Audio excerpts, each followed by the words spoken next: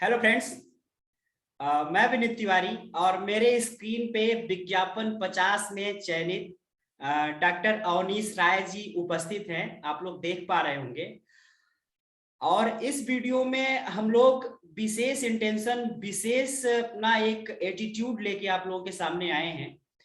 इसमें दोनों चीजों को कवर करने का मेरा उद्देश्य है। वर्तमान में जो हायर में इंटरव्यू चल रहे हैं वो तो उससे रिलेटेड वीडियो, जो उससे रिलेटेड एक्सपीरियंस हमने बहुत सारे जो लोग सेलेक्ट हुए हैं विज्ञापन 50 में, उनको हमने आप लोगों के साथ शेयर किया है और आप लोगों को लाभ भी मिला है। अगर उससे रिलेटेड चीजें आपको देखनी है तो उन वीडियोस को देख सकते हैं। अब हम लोग थोड़ा सा लग गए हैं विज्ञापन 51 या जो भी उसका नाम होगा, अगला विज्ञापन आएगा तो हम लोग कोशिश करेंगे कि थोड़ा सा CSIR नेट, क्योंकि सर केमिस्ट्री में सेलेक्ट हुए हैं और CSIR नेट में क्या थोड़ी सी स्ट्रेटेजी बननी चाहिए, पहले उसके ऊपर डिस्कस करेंगे और उसके बाद हायर की प्रिपरेशन, GS सेक्शन और सब्जेक्ट का जो पोर्शन है उसके लिए क्या स्ट्रेटेजी बना के सर ने स्टडी की थी, उसके बारे में हम लोग संक्षिप्त में अध्ययन करेंगे। बहुत ज्यादा टाइम सर का नहीं लेंगे। सबसे पहले सर आपको बहुत बहुत बधाई हो कि आप विज्ञापन 50 में सफलतापूर्वक चयनित हुए हैं और आपने हमें टाइम दिया, इसके लिए आपको बहुत बहुत धन्यवाद। सर से रिक्वेस्ट करूंगा कि सर स्टार्ट में थोड़ा सा आप अपना परिचय देंगे और परिचय देने के बाद मैं आपसे कुछ चीजें पूछूंगा अपने चैनल पे जुड़े हुए लोगों के लिए, तो आप उसका रिप्लाई करेंगे। सर सर्वप्रथम सर बहुत बहुत धन्यवाद इस प्रकार से इंट्रोडक्शन देने के लिए मेरा, और आपके वीडियो सर बहुत ज्यादा हेल्पफुल रहे मेरे प्रिपरेशन के दौरान। और सर रही बात CSIR नेट की तैयारी की, तो सर सर्वप्रथम मैंने MSc जो सर मेरा हुआ था यूनिवर्सिटी ऑफ इलाहाबाद से हुआ था जी। सन 2017 से 2019 मेरी MSc हुई थी और मैं 2019 में ही CSIR net with all India rank 42 निकाला। इसके बाद अगले में CSIR नेट JRF में भी 41वां रैंक UGC JRF के थ्रू मिला था मुझे। हालांकि CSIR और UGC दोनों इस परीक्षाओं में अपना लड़के को सेलेक्ट करते हैं, लेकिन मुझे UGC JRF मिला था। CSIR नेट में मेनली केमिस्ट्री की यदि बात किया जाए तो इसमें सर बेसिकली 3 सब्जेक्ट ज्यादा पूछे जाते हैं। उसमें पहला होता है इनऑर्गेनिक केमिस्ट्री, दूसरा होता है ऑर्गेनिक केमिस्ट्री और तीसरा होता है फिजिकल केमिस्ट्री। तो अमूमन क्या होता है कि सर सेक्शन C जो होता है, जो 60 क्वेश्चन पूछे जाते हैं, उसमें से 25 क्वेश्चन करने होते हैं। हालांकि उसका लेवल थोड़ा सा ज्यादा डिफिकल्ट होता है, जो तो उसमें आपको बहुत सेलेक्टेड चीजें पढ़नी होती हैं। यदि आप जो भी पढ़ें उसको बहुत अच्छे से तैयार करना होता है। तो मेरा CSIR नेट में मेनली फोकस 2 सब्जेक्ट पे था। प्रथम तो फर्स्ट वाला जो था इनऑर्गेनिक केमिस्ट्री और दूसरा था फिजिकल केमिस्ट्री। ऑर्गेनिक केमिस्ट्री को भी मैं थोड़ा थोड़ा प्रिपेयर किया था, ऐसा नहीं था कि कोई क्वेश्चन यदि उससे आसान क्वेश्चन आए तो छूट जाए। हालांकि माइनस मार्किंग होती है उसमें, तो मुझे बहुत संभल के चलना होता है उस पे कि जी जी जी। कोई कहीं क्वेश्चन गलत हो जाए तो फिर दिक्कत हो जाती है। तो मैं CSIR नेट के लिए मेनली 2 सब्जेक्ट को बहुत बढ़िया से प्रिपेयर किया है, इनऑर्गेनिक केमिस्ट्री को और फिजिकल केमिस्ट्री को, और ऑर्गेनिक केमिस्ट्री को मॉडरेट रहने दिया सर। जी सर, बहुत बढ़िया।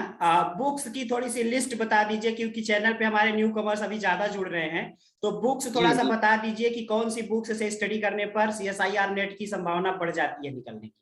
जी, इनऑर्गेनिक केमिस्ट्री की बात करें तो इनऑर्गेनिक केमिस्ट्री में सबसे पहले आपको एक अजय कुमार की बुक आती है, दिल्ली यूनिवर्सिटी के प्रोफेसर हैं कोऑर्डिनेशन केमिस्ट्री की जी। और अजय कुमार की ही बुक आती है ऑर्गेनोमेटालिक कंपाउंड की।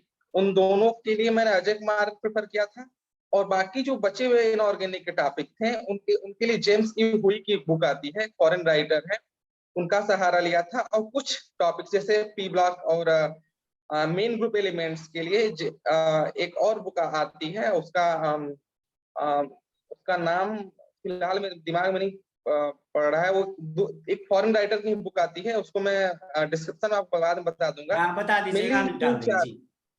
जी। 3-4 बुकों का मैंने सहारा लिया था। और फिजिकल केमिस्ट्री के लिए पूरी शर्मा एंड पठानिया की एक बुक आती है सर, उसके लिए वो मोर देन इनफ है। यदि आप उसे पूरी तरह से पढ़ लेते हैं बढ़िया से तो वो मोर देन इनफ है फिजिकल केमिस्ट्री के लिए। जेडी बुक थी सर वो इनऑर्गेनिक मेन ग्रुप के लिए। जी। अभी चूंकि हम लोगों का अगला स्टेप विज्ञापन 51 में जो हमारे चैनल पे केमिस्ट्री के हमारे साथी जुड़े हुए हैं और जो लोग इस बार असफल हुए हैं किसी कारण से, और जो लोग नए हैं अभी जुड़ रहे हैं, उनके लिए थोड़ा सा आप स्ट्रेटेजी बताइए कि विज्ञापन 51 में वो एक सीट अपनी क्लियर कर पाए, क्योंकि पढ़ने वालों के लिए सारी चीजें हम लोग कर रहे हैं। तो सबसे जी पहले आप जीएस का पोर्शन बताइए कि जीएस के पोर्शन को आपने किस तरीके से तैयारी किया, और उसके बाद आप ये बताइए कि केमिस्ट्री वाला जो आपका सिलेबस था उसको किस तरीके से आपने स्टडी किया, और जी इंटरव्यू जिस दिन था आपके रिटेन में कितने क्वेश्चन सही थे। यह थोड़ा सा ना बताए कि ये गोपनीय बात होती है, और नंबर आएगा तो लोग देख लेंगे, लेकिन जी क्वेश्चन्स की क्या स्थिति थी, रैंक वगैरह आपकी क्या थी, थोड़ा सा इन सब से जी रिलेटेड जो आपको ठीक लगता है वो बताइए। जी। तो सर्वप्रथम सर, यदि हम जीएस की बात करें तो जीएस का, चूंकि मैं क्या किया था कि इसमें 7 यूनिट होते हैं जीएस में। जी तो 7 यूनिट थे, उनमें आप किसी एक को पूरी तरह से छोड़ नहीं सकते हैं, सभी को थोड़ा थोड़ा पढ़िए। हालांकि क्वेश्चन का लेवल जब मैं प्रीवियस ईयर देखा तो मुझे बहुत ज्यादा डिफिकल्ट नहीं लगा। जी बहुत ही आसान क्वेश्चन पूछे जाते थे। 30 क्वेश्चन जो होते थे, उन 30 क्वेश्चनों में से मुझे ये लगा कि 25 क्वेश्चन तो बहुत आसानी से यदि मेहनत कर किया जाए, उस पर थोड़ा ध्यान दिया जाए तो किए जा सकते थे। तो अब मैंने इसके लिए सर, प्रथम तो करंट अफेयर्स हुआ करता था, तो करंट अफेयर्स के लिए मैं जब मेरा पेपर था उससे 2 महीना पहले ही नियमित न्यूज़पेपर वगैरह पढ़ना मैं शुरू कर दिया था, ताकि यदि कुछ उससे कुछ रिलेटेड क्वेश्चंस मिले तो उसको गलत तो नहीं होने चाहिए। फिर इसके जी बाद जियोग्राफी और एनवायरमेंट से रिलेटेड चीजों का मैंने पत्रिकाएं मिलती थी अक्सर, जो है उनको जो है जी मैं जी जी पढ़ता था। बहुत डिटेल्स में इसका अध्ययन मैं नहीं किया। मैं बस ऐसे ही, जैसे कि मतलब नॉर्मल क्वेश्चन यदि मिले तो वो मेरे से गलत नहीं होने चाहिए, और इसका परिणाम ये रहा कि मेरा इसमें 18 से 19 क्वेश्चन के आसपास इसमें मेरे सही हुए थे। और हालांकि ये बहुत ज्यादा तो नहीं है, मुझे लगता था कि इसमें थोड़ा सा और मेहनत करनी चाहिए थी, और थोड़ा सा बढ़ जाता जो है यदि और थोड़ा सा मेहनत किया जाता। लेकिन मेरा ये मानना है कि सब्जेक्ट जो होता है वो तो लगभग सभी लोगों का एक समान होता है, क्योंकि सभी लोग सीएसआईआर नेट और जेआरएफ जैसे परीक्षाओं में बैठ के और उससे क्रैक करके आते हैं। जी जी समस्या वही होती है कि यदि कोई बढ़िया इस जीएस में पोर्शन में कर लेता है, उसकी सफलता के चांसेस काफी बढ़ जाते हैं। तो अ, हालांकि उसमें 18-19 क्वेश्चन सही थे, लेकिन मेरे सब्जेक्ट में अच्छे खासे क्वेश्चन सही थे। ओवरऑल मेरे 73 क्वेश्चन सही थे कुल मिला के। और मेरी रैंकिंग जो थी वो 11वां रैंक था। और इसके बाद कुल मिला के सर, ज्यादा मायने में मुझे ये समझ में आता है कि जीएस पोर्शन जिसका अच्छा रहा उसी का संभावना ज्यादा बन गया केमिस्ट्री के फील्ड में, क्योंकि जो सब्जेक्ट कम हुए सर, सभी का वही था। जी सर, एक चीज और देखने को मिलती है कि जो साइंस साइड के लोग होते हैं उनका जीएस थोड़ा सा पोर्शन थोड़ा वीक होता है नॉर्मली, क्योंकि जी जी ये हिस्ट्री ज्योग्राफी पॉलिटी के क्वेश्चंस आते हैं और ये उन लोग पढ़े नहीं होते हैं। और जीएस जी में चूंकि वो लोग जाते हैं तो उन्हें बोरिंग भी लगता है, क्योंकि टेक्निकल नहीं होता थोड़ा सा। तो ये चीजें भी जी साइंस सब्जेक्ट में देखने को मिलती है, ऐसा मेरे अनुभव में है। और बाकी जो आर्ट साइंस के स्टूडेंट्स होते हैं जिसने ये चीजें पढ़ी हुई है, जियोग्राफी पॉलिटी हिस्ट्री, तो उनके लिए थोड़ा बेनिफिशियल होता है। और करंट अफेयर्स के भी क्वेश्चन इसी हिस्ट्री पॉलिटी जियो से ही पूछे जाते हैं लगभग, इन्वायरमेंट वगैरह से। तो ये जो लोग पढ़े जी होते हैं उनको ये कनेक्ट करने में बड़ा आसानी होती है, तो करंट भी कनेक्ट कर पाते हैं बहुत बेहतर तरीके से। तो ये मैं समझ सकता जी हूँ। फिर भी आपका क्वेश्चन अच्छा सही था। अगर आपका 76 क्वेश्चन सही था तो मैं कहता हूँ अगर 6 क्वेश्चन 19 में जोड़ दिया जाए और 25 को, अगर जो कि नॉर्मली बहुत लोग किए होंगे, तो अगर 6 क्वेश्चन और हो जाता आपका, तो मुझे लगता है कि आप 85 क्वेश्चन कर सकते थे अगर आप जीएस पे थोड़ा सा बल दे लेते। तो यहाँ पे सब्सक्राइबर से मैं ये कहना चाहूंगा कि जीएस में 25 का टारगेट आप कम से कम बनाइए, और 23-24 क्वेश्चन तो कम से कम सही करिए। और मैं कहता हूँ सर का फिर भी अच्छी रैंक थी। अगर सोचिए कि 6 क्वेश्चन और होते, 12 नंबर और मिलते, तो रैंक का कहीं और होती। तो मेन मतलब यही है कि सर का सही कहना है कि सीएसआईआर नेट सब दिए हैं, उस सिलेबस को सबने अपने पीजी में पोस्ट ग्रेजुएशन में पढ़ा है, सबने उसको नेट के टाइम पे पढ़ा है, तो वो तो लोग कर ही लेते हैं। लेकिन जीएस मेन है, और जीएस में जिनका 25 से 28 क्वेश्चन सही है उनको भी हम लेके आने का प्रयास करेंगे। सर एक प्रश्न और आपसे मैं करना चाहूंगा कि इंटरव्यू आपका किस दिन था, और उस समय के अपने भावनात्मक अनुभव बताइए कि इंटरव्यू देने के टाइम का डर, स्ट्रेस, और सिलेक्शन के बाद की खुशी, इन दोनों को आप किस तरीके से देखते हैं। और जो लोग असिस्टेंट प्रोफेसर बनना चाहते हैं, एक लालसा मन में है, अब चूंकि आप तो बन गए हैं, कहते हैं बनने के पहले जो खुशी होती है रिजल्ट आने के पहले, रिजल्ट आने के 2 दिन बाद सब नॉर्मल हो जाता है, वो मैं फील भी कर सकता हूँ, क्योंकि मैंने भी ये फील किया है। लेकिन जो नहीं बना होता उसके लिए एक ग्लैमर होता है, उसमें एक्साइटमेंट होता है, और होना भी चाहिए, क्योंकि नौकरी से ही जिंदगी चलती है। तो वो थोड़ा सा आपने चीजें बताइए, डर, स्ट्रेस और खुशी। जी, सर्वप्रथम सर मेरा इंटरव्यू जो था 31 मार्च को था। जी 31 मार्च को था, तकरीबन 4-5 दिन इंटरव्यू के बीत चुके थे, मतलब शुरुआत से 5 दिन हो चुके थे इंटरव्यू को। तो इतना जब भी कुछ पूछा जाता तो जितने हमारे कांटेक्ट के लोग थे उनसे पूछते थे अक्सर कि क्या पूछा जा रहा है इंटरव्यू में, क्या होता था, किस हिसाब से होता था। डर बहुत ज्यादा लगता था क्योंकि सर जिंदगी में पहला इतना बड़ा इंटरव्यू देने में जा रहा था अभी। तो जब सर्वप्रथम 31 तारीख को इंटरव्यू था तो मैं एक दिन पहले प्रयागराज पहुंच गया था। और पहुंचने के बाद जब मैं 9 बजे के आसपास वहां पहुंचा तो सर्वप्रथम वहां पे जो गार्ड थे वो मोबाइल वोबाइल जमा कर दिए थे हम लोगों का। वहां पे प्रवेश लिया तो तकरीबन 9 बज गए थे। 9 बजे के आसपास गार्ड गार्ड लोग जो थे वो आ गए थे वहां पे, मोबाइल जमा कर दिए थे। और इसके बाद मेरा जो इंटरव्यू था शुरू हुआ था तकरीबन 12:15 बजे के आसपास। शुरू में ही शुरू हो गया था, मैं लकी था इस मामले में।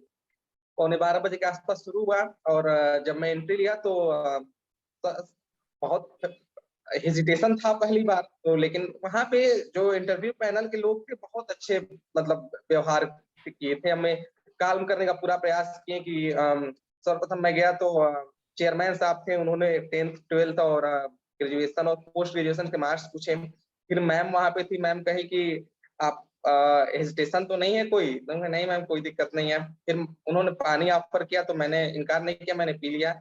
और जाते वक्त सर्वप्रथम तो मैंने उनसे अनुमति मांगी कि सर आ सकता हूँ अंदर। तो उन्होंने कहा बहुत, मतलब उनका व्यवहार काफी अच्छा था वहां सर। पे इंटरव्यू के जी दौरान। जी जी।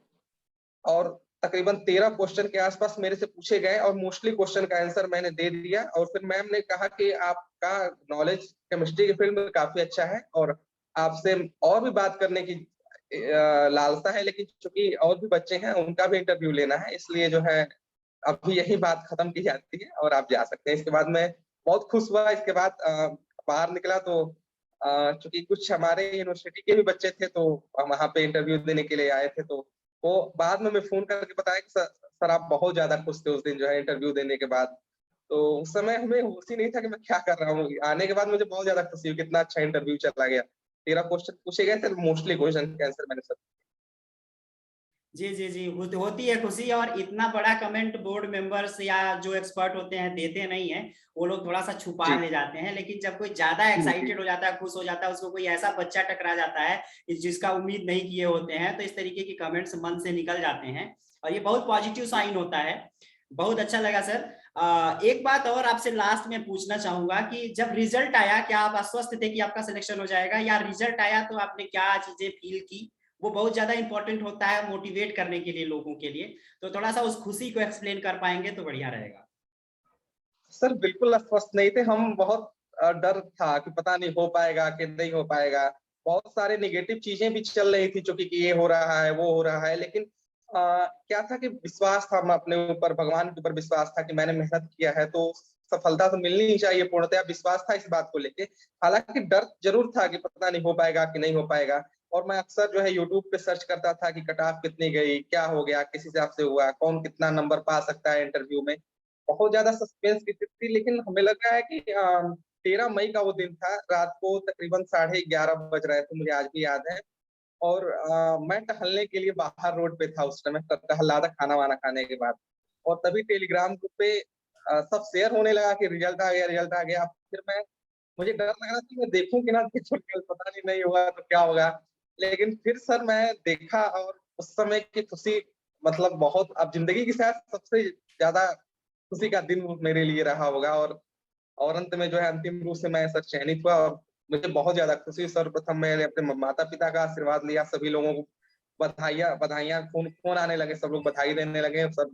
बहुत अच्छा लगा सर उस दिन जो है, पूरी रात सो नहीं पाया था मैं। चलिए 13 मई का दिन जो बहुत था। बहुत बधाई आपको मेरे साइड से भी। अंतिम प्रश्न आपसे मैं करना चाहूंगा कि मेरे जी चैनल पे आप कब से जुड़े हैं? और आप लोगों को बताना चाहूंगा कि सर मेरे चैनल से ही मुझे मिले हैं। कांटेक्ट नंबर इनका सर का मैंने लिया जब इन्होंने बताया कि मेरा चयन हुआ है। और फिर बहुत दिन से हम लोग जुड़े हैं, लगभग 15-20 दिन हो गए। फिर हमने कहा कि सर केमिस्ट्री एक ऐसा सब्जेक्ट है जिसमें मैं, इसके पहले भी लोग बोलते थे केमिस्ट्री के एक्सपर्ट को लाइए, तो मेरे पास कोई नहीं था। साइंस फील्ड के लोग थोड़ा कम जुड़े हैं क्योंकि मैं आर्ट साइड का हूँ। तो ये पहले मिले हैं मुझे और मैं सर का बहुत बहुत धन्यवाद करता हूँ कि सर ने वक्त निकाला है मेरे लिए और आपको, आप लोगों के लिए भी। चैनल से कब से जुड़े हैं सर, थोड़ा सा बताएंगे तो थोड़ा मोटिवेशन मुझे भी मिलेगा। सर मुझे याद है कि सर तकरीबन दिसंबर का शायद महीना था। मैंने पेपर जब मैं दे लिया था, पेपर देने के बाद से सर अब मैं आपके वीडियोस को फॉलो कर रहा हूँ, और जब मैं वीडियोस आपका देखना शुरू किया था तो मुझे बहुत ही ज्यादा पॉजिटिव एनर्जी मिलती थी, क्योंकि सर आपके चेहरे पे हमेशा मुस्कुराहट, सबसे सबसे बड़ा पॉजिटिव फैक्टर सर, जब भी आप बोलते थे चेहरे पे मुस्कुराहट रहती थी, और इतना पॉजिटिव वे में सर बातों को समझाते थे। और इतनी नॉलेजेबल चीजें, खास तौर से सर एक तो सर सबसे बड़ा मोटिवेशन ये था कि आपने जब असिस्टेंट प्रोफेसर की सैलरी वगैरह का वीडियो बनाई थी, तो सर काफी अच्छा लगा था देख के कि यदि ये यहाँ पे सिलेक्शन मिल जाता है तो क्या चाहिए, कितना बढ़िया हो जाएगा। और इसके बाद फिर सर आपने बताया कि एसोसिएट प्रोफेसर बनने के बाद इतने ज्यादा सैलरी बढ़ जाती है। तो देखिए सर, एक मोटिवेशन वो भी रहता है इंसान के अंदर कहीं ना कहीं कि कुछ सर मैं मेहनत कर रहा हूँ जिस चीज के लिए, उसको पाने के बाद क्या होगा। तो आपने बहुत ऐसी सारे इन्फॉर्मेशन बताई। फिर सर आपने एक चीज बताया था, बहुत अच्छी चीज थी, इंटरव्यू से पहले पहले वीडियो में आपको देखा करता था आपका, उसमें सर आप बताते थे कि जो एक्सपर्ट होते थे वो उनका मनोभाव किस प्रकार से चेंज होता है आपके आंसर देने के दौरान। तो मैं वो सर फील कर रहा था, वहां पे मैं गया था। तो हालांकि शुरू में तो जो 12-13 क्वेश्चन मेरे से पूछे गए थे, उस शुरू में 1-2 क्वेश्चन पे तो मैम इस तरह से की, फिर मुझे लगा कि मैं कुछ गलत बोल दिया क्या। लेकिन फिर जब लास्ट में मैम ने कॉम्प्लीमेंट दिया तो उस समय मुझे ये श्योर हो गया कि मैंने सब चीजें सही बताई थी। मैम जो है मुझे वो उस प्रकार से बस बताने के लिए कि थोड़ा सा इसका कॉन्फिडेंस डाउन हो जाए, इसलिए जो है कर रही थी। तो वो सब चीजें वहां पे दिमाग में चल रही थी कि सर ने ऐसे बताया था, मुझे वो हटना नहीं उन सब चीजों से, मतलब कंटिन्यू रखना है आपकी बात। जी जी जी जी। चलिए, आपको बहुत बहुत धन्यवाद। और मैं अपने चैनल पे जुड़े हुए सभी केमिस्ट्री के अपने स्टूडेंट्स या जो कहें आप मित्र हैं या साथी हैं, जो भी तैयारी कर रहे हैं, भविष्य के आप लोग भी प्रोफेसर हैं, अगर आपने CSIR नेट करने की सोची है या कर लिया है तो आपने सिर्फ इसीलिए किया होगा क्योंकि प्रोफेसर बनना है, और करने की सोच रहे हैं तब भी आप इसीलिए सोच रहे हैं कि आपको प्रोफेसर बनना है।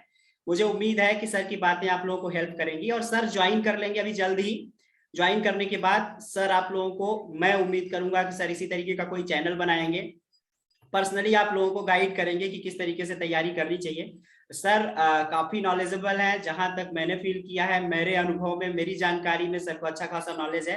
और कम उम्र में सिलेक्शन होने का सबसे महत्वपूर्ण बात यही होती है कि इन्होंने अपने लाइफ को, अपने मन को, अपनी भावनाओं को डाइवर्ट नहीं किया है।